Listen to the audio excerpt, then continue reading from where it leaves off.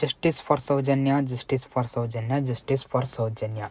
ನಿಮಗೆಲ್ಲರಿಗೂ ಗೊತ್ತಿರೋ ಹಾಗೆ ಇದು ನಮ್ಮ ಇಡೀ ಕರ್ನಾಟಕ ರಾಜ್ಯದಲ್ಲೇ ತುಂಬ ವರ್ಷಗಳಿಂದ ತುಂಬ ವೈರಲ್ ಆಗಿರೋವಂಥ ಸುದ್ದಿ.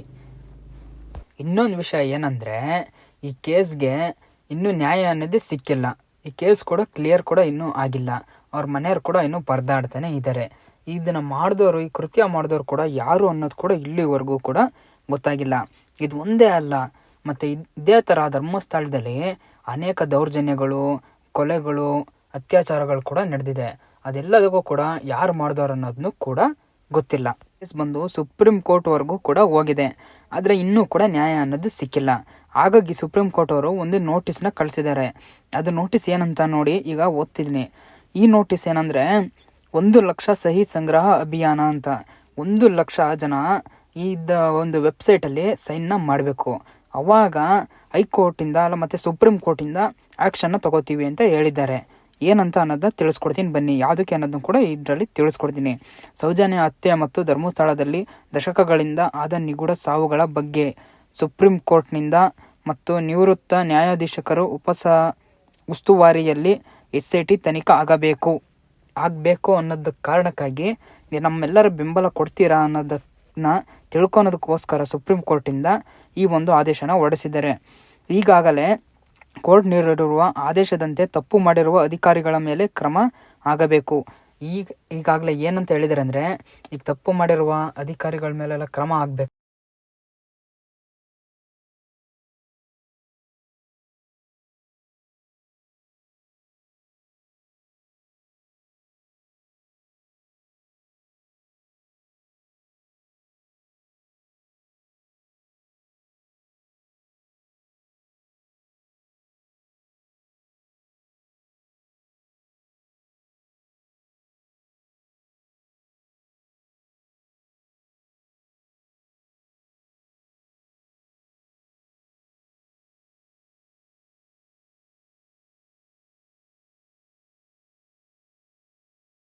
ನಮ್ಮ ಒಂದು ಸೈನಿಂದ ಆ ಹೆಣ್ಮಗುಗೆ ನ್ಯಾಯ ಸಿಗುತ್ತೆ ಅಂದರೆ ನಾವು ಯಾಕೆ ಸಪೋರ್ಟ್ ಮಾಡಬಾರ್ದು, ನಾವು ಯಾಕೆ ಬೆಂಬಲನ ನೀಡಬಾರ್ದು? ಅದೇ ಇವಾಗ ನಮ್ಮನೆ ಹೆಣ್ಮಕ್ಳು ಆಗಿದ್ರೆ ನಾವು ಬಿಡ್ತಾ ಇದ್ವಾ? ಮಾಡ್ತಿದ್ವಿ ತಾನೆ.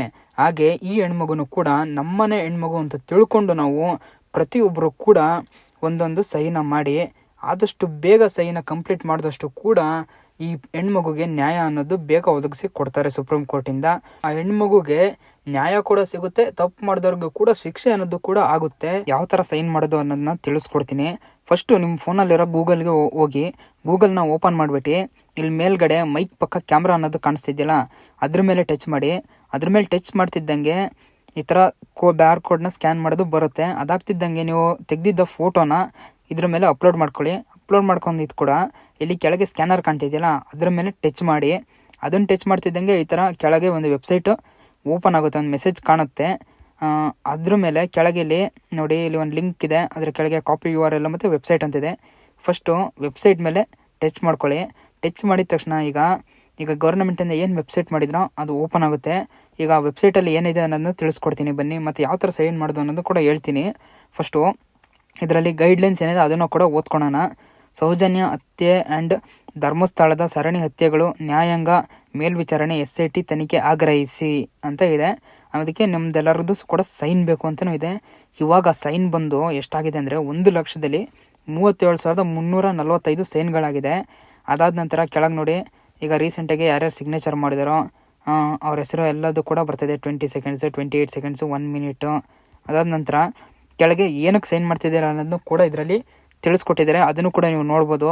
ಸೌಜನ್ಯ ಹತ್ಯೆ ಆ್ಯಂಡ್ ಧರ್ಮಸ್ಥಳದ ಸರಣಿ ಹತ್ಯೆಗಳು ನ್ಯಾಯಾಂಗ ಮೇಲ್ವಿಚಾರಣೆಯಾಗಿ SIT ತನಿಖೆ ಆಗ್ರಹಿಸಿ ಇದನ್ನು ಮಾಡಿಸ್ತಾ ಇದ್ದಾರೆ ಅಂತ ಮತ್ತೊಂದು ಸತಿ ಕೊಟ್ಟಿದ್ದಾರೆ ಗೈಡ್ಲೈನ್ಸ್ನ.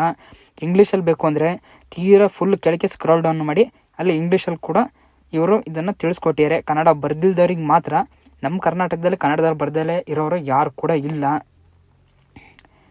ಅದಾದ ನಂತರ ನೋಡಿ, ಮತ್ತು ಇನ್ನು ಇದ್ರ ಬಗ್ಗೆ ವಿಷಯನೂ ಕೂಡ ತಿಳಿಸ್ಕೊಟ್ಟಿದ್ದಾರೆ. ಆತ್ಮೀಯ ಸಹ ನಾಗರಿಕರೇ, ವಿಷಯ ಏನಂದರೆ, ಧರ್ಮಸ್ಥಳದಲ್ಲಿ ನಡೆದ ಸರಣಿ ಹತ್ಯೆಗಳು ಮತ್ತು ರಹಸ್ಯ ಸಮಾಧಿಗಳು ಆರೋಪಗಳ ಕುರಿತು ಸುಪ್ರೀಂ ಕೋರ್ಟ್, ಹೈಕೋರ್ಟ್ ನ್ಯಾಯಾಧೀಶರು ಮೇಲ್ವಿಚಾರಣೆಯಲ್ಲಿ ತನಿಖೆ ನಡೆಸಬೇಕೆಂದು ಕೋರಿ ಸಲ್ಲಿಸಲಾದ ಅರ್ಜಿ ಸಾರ್ವಜನಿಕರ ಬೆಂಬಲ ಕೋರಿಕೆ. ಇದರಲ್ಲಿ ಏನಂತ ಕೊಟ್ಟಿದ್ದಾರೆ ಅಂದರೆ, ಪ್ರತಿಯೊಬ್ಬರು ಕೂಡ ನೀವು ಎಲ್ಲರೂ ಒಂದೊಂದು ಸೈನ್ ಮಾಡಿ ಬೆಂಬಲ ಕೊಟ್ಟರೆ ಈ ಒಂದು ಕೇಸ್ಗೆ ಒಂದು ಒಳ್ಳೆ. ಅದಾದ ನಂತರ ಇನ್ನೂ ಕೂಡ ಕೊಟ್ಟಿದ್ದಾರೆ ನೋಡಿ, ದಕ್ಷಿಣ ಕನ್ನಡ ಜಿಲ್ಲೆ ಧರ್ಮಸ್ಥಳ ಸುತ್ತಮುತ್ತಲು ನಡೆದ ಎಲ್ಲ ಘಟನೆಗಳು ಅಂತ ಹೇಳ್ಬಿಟ್ಟು, ಮತ್ತು ಇನ್ನೂ ಅದೇ ಥರ ಧರ್ಮಸ್ಥಳದಲ್ಲಿ ಏನೇನಾಗಿದೆಯೋ, ಯಾವ್ಯಾವ ಘಟನೆ ನಡೆದಿದೆಯೋ ಎಲ್ಲದ್ರ ಬಗ್ಗೆ ಕೂಡ ಇದರಲ್ಲಿ ಇನ್ಫಾರ್ಮೇಷನ್ ಇದೆ. ಯಾರು ನೀವು ಓದೋ ಅಂಥವ್ರಿದ್ರೆ ಕ್ಲೀನಾಗಿ ಇಟ್ಕೊಂಡು ಪಿನ್ ಟು ಪಿನ್ ಓದ್ಕೊಳ್ಳಿ. ನಾನೀಗ ಈ ವಿಡಿಯೋದಲ್ಲಿ ಹೇಳ್ತಾ ಕೂತ್ಕೊಂಡ್ರೆ ನಿಮಗೆ ಬೋರ್ ಅನಿಸ್ಬೋದು, ಹಾಗಾಗಿ ಇದನ್ನು ನಾನು ಮುಂದಕ್ಕೆ ಓದೋಕ್ಕೆ ಹೋಗಲ್ಲ. ಹಾಗೆ ನಿಧಾನಕ್ಕೆ ಸ್ಕ್ರೋಲ್ ಮಾಡ್ತಾ ಇದ್ದೀನಿ ನೋಡಿ. ಇದರಲ್ಲಿ ನಿಮಗೆ ಯಾವ್ಯಾವ ಇನ್ಫಾರ್ಮೇಷನ್ ಬೇಕು ಧರ್ಮಸ್ಥಳದ ಬಗ್ಗೆ, ಯಾವ್ಯಾವ ಥರ ಅಲ್ಲಿ ಏನೇನು ಕ್ರೈಮ್ ಆಗಿದೆ ಎಲ್ಲದೂ ಕೂಡ ಇದರಲ್ಲಿದೆ. ಹಾಗಾಗಿ ಇದನ್ನು ನೀಟಾಗಿ ಫಸ್ಟು ಓದ್ಕೊಳ್ಳಿ. ಮತ್ತು ಇಂಗ್ಲೀಷಲ್ಲಿ ಬೇಕಂದ್ರೆ ಇಂಗ್ಲೀಷಲ್ಲಿ ಕೂಡ ಇದೆ, ಕೆಳಗೆ ಪೂರ ಕೆಳಗೆ. ಮತ್ತು ನೋಡಿ ಇಲ್ಲಿ ಒಂದು ಗೈಡ್ಲೈನ್ಸ್ ಕಾಣ್ತಾ ಇದೆ, ಯಾವ ಥರ ಏನು ಅದರಲ್ಲಿ ಏನೇನು ಆಗಿದೆ, ಯಾವ ವರ್ಷ ಆಗಿದೆ ಅನ್ನೋದು ಎಲ್ಲದೂ ಕೂಡ ಇದರಲ್ಲಿ ತಿಳಿಸ್ಕೊಟ್ಟಿದ್ದಾರೆ. ಇದನ್ನು ಆರಾಮಾಗಿ ಫ್ರೀ ಇದ್ದಾಗ ನೀಟಾಗಿ ಓದ್ಕೊಳ್ಳಿ. ಇದನ್ನು ನಾನು ಓದ್ತಾ ಹೋದರೆ ತುಂಬ ಟೈಮ್ ಹಿಡಿಯುತ್ತೆ. ಹಾಗಾಗಿ ಇವಾಗ ನಾನು ಫಸ್ಟ್ ಸೈನ್ ಮಾಡಿದೆ ಹೆಂಗೆ ಅನ್ನೋದನ್ನ ತಿಳಿಸ್ಕೊಡ್ತೀನಿ. ಅದಾದ ನಂತರ ನೀವು ನೋಡ್ಬೋದು ಲಾಸ್ಟಲ್ಲಿ ಈಗ ಯಾರು ಸೈನ್ ಮಾಡಿದಾರೋ ಅವರು ಕೂಡ ಅವ್ರ ಹೆಸರು ಕೂಡ ಇಲ್ಲಿ ತೋರಿಸ್ತಾ ಇದೆ. ಇದೇ ಥರ ನಾವು ಯಾರು ಸೈನ್ ಮಾಡಿದ್ರೆ ನಮ್ಮ ಹೆಸರು ಕೂಡ ಇನ್ನೊಬ್ರು ಯಾರಿಗಾರು ತೋರಿಸುತ್ತೆ. ಯಾಕಂದರೆ ಅವಾಗ ಇದನ್ನು ನೋಡಿದಾಗಲಾದರೂ ಜನ ಒಂದು ಬೆಂಬಲ ಕೊಡ್ತಾರೆ, ಅವರು ಕೂಡ ಸೈನ್ ಮಾಡ್ತಾರೆ ಅನ್ನೋ ಗ್ಯಾರಂಟಿ ಮೇಲೆ ಅವರು ಈ ಥರ ಇನ್ಫಾರ್ಮೇಷನ್ನ ಇದರಲ್ಲಿ ತಿಳಿಸ್ಕೊಟ್ಟಿದ್ದಾರೆ ಈ ವೆಬ್ಸೈಟಲ್ಲಿ. ಇವಾಗ ಬನ್ನಿ ನಾವು ಕೂಡ ಸೈನ್ ಮಾಡೋಣ. ನೋಡಿ, ಈಗ ಇಲ್ಲಿ ಸೈನ್ ಪಿಟಿಷನ್ ಅಂತ ಇದೆಯಲ್ಲ, ಇದ್ರ ಮೇಲೆ ಟಚ್ ಮಾಡಿ. ಅದಾದ ನಂತರ ಈ ಥರ ಓಪನ್ ಆಗುತ್ತೆ. ಇಲ್ಲಿ ಬಂದು ಫಸ್ಟು ನಮ್ಮ ಹೆಸರು ಹಾಕಬೇಕು. ಫಸ್ಟು ನಮ್ಮ ಹೆಸರು, ಅದಾದ ನಂತರ ನಮ್ಮ ಇನ್ಸಿಲ್ನ ಹಾಕಬೇಕು. ನಮ್ಮ ಇನ್ಸಿಲ್ ಏನಿರುತ್ತೋ ಅದನ್ನು, ಯಾಕಂದರೆ ನಾವು ಯಾರು ಸೈನ್ ಮಾಡಿದ್ದೀವಿ ಅನ್ನೋದು ಗೊತ್ತಾಗಬೇಕಲ್ಲ ಪೂರ್ತಿಯಾಗಿ. ಹೆಸರೆಲ್ಲ ಹಾಕಾದ್ಮೇಲೆ ಇಂಥವ್ರು ಸೈನ್ ಮಾಡಿದರೆ ಅಂತ ಅವ್ರಿಗೆ ಸೆಂಡ್ ಆಗಬೇಕಲ್ಲ, ಅದಕ್ಕೆ ನಮ್ಮ ಇಮೇಲ್ ಕೂಡ ಹಾಕಬೇಕು.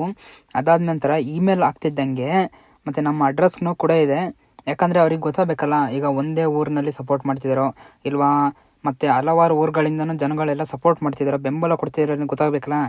ಹಾಗಾಗಿ ಈಗ ನೋಡಿ ಸಿಟಿ ಅಂತಿದೆಯಲ್ಲ, ಇದಕ್ಕೆ ನೀವು ನಿಮ್ಮ ಯಾವ ಡಿಸ್ಟಿಕ್ ಇರುತ್ತೋ ಅದನ್ನು ಹಾಕಿದ್ರೆ ಸಾಕು. ಮತ್ತು ಇನ್ನು ಇಂಡಿಯಾ ಅಂತಿದೆ, ಅದು ಇಂಡಿಯಾ ಇರಲಿ ಕಂಟ್ರಿ. ಮತ್ತು ನಿಮ್ಮ ಊರಿನ ಪಿನ್ ಕೋಡ್ ಇದೆಯಲ್ಲ, ಆ ಪಿನ್ ಕೋಡ್ನು ಕೂಡ ಹಾಕಿ. ಆವಾಗ ನೀವು ಆ ಊರು ಪಕ್ಕ ಅದೇ ಊರಿನವರು ಅಂತ ಅವ್ರಿಗೆ ಕನ್ಫರ್ಮ್ ಆಗುತ್ತೆ.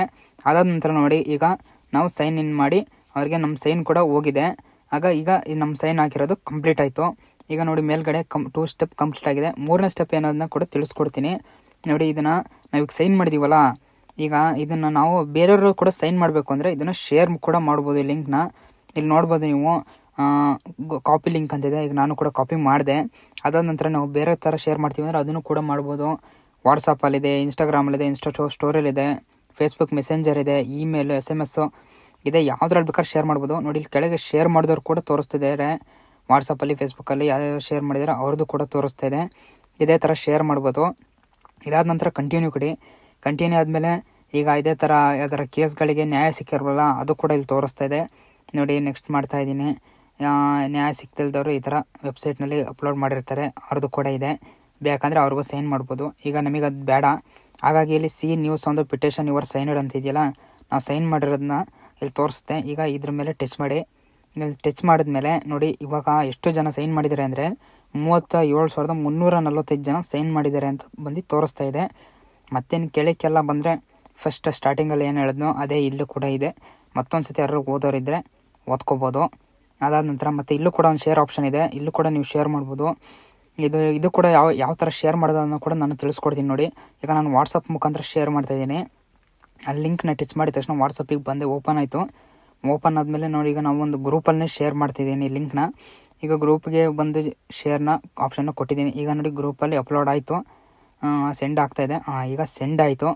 ಸೆಂಡ್ ಆದಮೇಲೆ ನೋಡಿ ಇಲ್ಲಿ ಕೆಳಗಿದೆ ಲಿಂಕ್ ಮೇಲೆ ಈಗ ನಾನು ಮತ್ತೆ ಒಂದು ಸತಿ ತೋರಿಸ್ತೀನಿ. ಟಚ್ ಮಾಡಿದ ತಕ್ಷಣ ಈಗ ಇದೇ ರೀತಿ ಒಂದು ವೆಬ್ಸೈಟು ಓಪನ್ ಆಯಿತು. ಈಗ ನಮ್ಮದೇನೋ ಸೈನ್ ಆಗಿದೆ. ಈಗ ಮತ್ತೆ ಯಾರು ನೆಕ್ಸ್ಟ್ ಸೈನ್ ಮಾಡೋರಿದ್ರೆ ಅವ್ರಿಗೆ ಈ ಲಿಂಕು ಕೂಡ ಹೆಲ್ಪ್ ಆಗುತ್ತೆ. ಯಾರು ಬೇಕಾದರೆ ಈ ಸೈನ್ ಮುಖಾಂತರ ಈ ಲಿಂಕ್ ಮುಖಾಂತರ ಹೋಗ್ಬಿಟ್ಟು ಸೈನ್ನ ಮಾಡ್ಬೋದು. ಇವಾಗ ಈ ವಿಡಿಯೋನ ಕಂಪ್ಲೀಟಾಗಿ ನೋಡಿದ್ರಲ್ಲ, ಇದರಲ್ಲಿ ಯಾವ ಥರ ಸೈನ್ ಮಾಡೋದು ಅನ್ನೋದನ್ನು ತಿಳಿಸ್ಕೊಟ್ಟಿದ್ದೀನಲ್ಲ, ನೀವು ಕೂಡ ಪ್ರತಿಯೊಬ್ಬರು ಕೂಡ ಸೈನ್ ಮಾಡಿ ಅದಕ್ಕೆ ಸಪೋರ್ಟ್ ಮಾಡಿ. ಹೆಣ್ಪಾಪುಗೆ ಒಂದು ಸಪೋರ್ಟ್ನ ಕೊಡಿ. ಇದೇ ಥರ ಪ್ರತಿಯೊಬ್ಬರು ಪ್ರತಿಯೊಂದು ಕಡೆನೂ ಕೂಡ ಶೇರ್ ಮಾಡಿ ವಿಡಿಯೋನ. ಮತ್ತು ಇನ್ನೊಂದು ವಿಷಯ ಏನಂದರೆ, ದರ್ಶನ್ ಸರ್ ಅವರು ಈ ಥರ ಕೊಲೆ ಆರೋಪ ಬಂದಾಗ ಪ್ರತಿಯೊಂದು ಮೀಡಿಯಾದಲ್ಲೂ ಕೂಡ ಅದು ಡೈಲಿ ಬೆಳಗ್ಗೆ ಸಂಜೆ ಇದನ್ನೇ ಕೂಡ ತೋರಿಸಿದ್ರಿ. ಇವಾಗ ಸುದ್ದಿನೇ ಇಲ್ಲ. ಯಾಕೆ ಮೀಡಿಯಾದವರಿಗೆ ಇದನ್ನೆಲ್ಲ ಕೇಳಬೇಕು ಅಂತ ಗೊತ್ತಾಗ್ತಿಲ್ವಾ? ಯಾಕೆ ದರ್ಶನ್ ಸರ್ ಮಾಡಿದ ಮಾತ್ರ ತಪ್ಪಾ? ಇವ್ರು ಮಾಡ್ತಿರೋದೆಲ್ಲ ತಪ್ಪಲ್ವಾ? ನಿಮಗೆ ಯಾವ ಥರ ಅನಿಸ್ತಿದೆ ಇವರು? ಇದಕ್ಕೆ ಏನು ಉತ್ತರ ಕೊಡ್ತೀರಾ ನೀವು ಮೀಡಿಯಾದವರು? ಬನ್ನಿ, ಆದಷ್ಟು ಸಪೋರ್ಟ್ ಮಾಡಿ. ಈಗ ನಿಮ್ಮನೆ ಹೆಣ್ಮಕ್ಳಿಗಾಗಿದ್ರೆ ಬಿಡ್ತಾ ಇದ್ರಾ? ಯಾವ ಥರ ಮಾಡ್ತಿದ್ರಿ? ಅದೇ ಈಗ ದರ್ಶನ್ ಸರ ಇದಕ್ಕೆ ಬೆಳಗ್ಗೆ ಸಂಜೆ ಹಾಕಿ ಓಡಿಸಿದ್ರಿ. ಈಗ ಇದನ್ನು ಕೂಡ ಓಡಿಸ್ ಬನ್ನಿ. ಈಗ ನಿಮ್ಗಿಂತ ಹೊರ ರಾಜ್ಯದ ನ್ಯೂಸ್ ಚಾನಲ್ಸ್ಗಳೇ ಎಷ್ಟೋ ಬೆಸ್ಟು. ಈಗ ಅವ್ರಿಗೆ ಇದಕ್ಕೆ ಸಂಬಂಧ ಇಲ್ಲ ಅಂದರೂ ಕೂಡ ಅವರು ನಮ್ಮ ಕರ್ನಾಟಕದಲ್ಲಿ ಆಗಿರೋದನ್ನ ನ್ಯೂಸ್ನ ಎಲ್ಲ ಕಡೆನೂ ಕೂಡ ಸ್ಪ್ರೆಡ್ ಮಾಡ್ತಾ ಇದ್ದಾರೆ. ನೀವು ನಮ್ಮ ರಾಜ್ಯದಲ್ಲಿದ್ದು ಏನಾಗಿದ್ದೀರಾ? ಎಲ್ಲೋಗಿದ್ದೀರಾ? ಬನ್ನಿ, ಮುಂದೆ ಬನ್ನಿ, ಆದಷ್ಟು ಸಪೋರ್ಟ್ ಮಾಡಿ. ಪ್ರತಿಯೊಬ್ಬರಿಗೂ ಕೂಡ ಒಂದು ಹೆಲ್ಪ್ ಆಗುತ್ತೆ. ಇದೇ ಥರ ಮುಂದೆ ಯಾವುದೇ ಥರ ಕ್ರೈಮ್ ಕೂಡ ನಡೆಯೋದಿಲ್ಲ. ಈ ಮೀಡಿಯಾದವರು, ನ್ಯೂಸ್ ಚಾನಲ್ಸ್ ಅವರು ಬರ್ತಾರೋ ಇಲ್ವೋ ಗೊತ್ತಿಲ್ಲ. ಹಾಗಾಗಿ ನಮ್ಮಂಥ ಯೂಟ್ಯೂಬರ್ಸ್ ಮತ್ತು ಇನ್ಸ್ಟಾಗ್ರಾಮ್ ಇನ್ಫ್ಲೂಯೆನ್ಸರ್ಸ್ ಎಲ್ಲ ಈ ವಿಷಯದ ಬಗ್ಗೆ ಮಾತಾಡ್ತಾನೆ ಇದ್ದಾರೆ. ಈ ವಿಡಿಯೋ ನೋಡ್ತಿರೋ ಪ್ರತಿಯೊಬ್ಬರು ವ್ಯೂವರ್ಸ್ ಕೂಡ ನಿಮಗೆ ಸಪೋರ್ಟ್ ಮಾಡಬೇಕು.